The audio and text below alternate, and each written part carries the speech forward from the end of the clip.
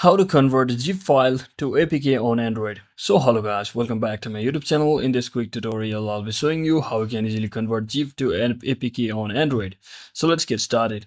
So as you can see, I've currently downloaded a zip file over here. So I'll simply show you. It's an easy process. So I'll simply first head over to my download section. As you can see, I've successfully downloaded a zip file.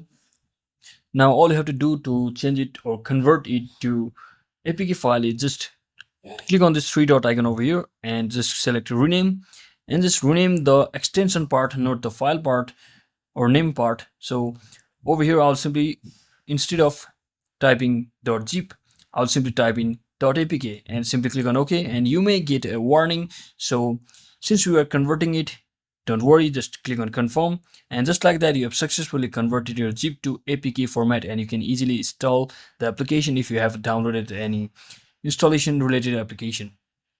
So that is it for today guys. I hope this video was helpful. If it was, don't forget to like and subscribe to the channel. See you on the next one.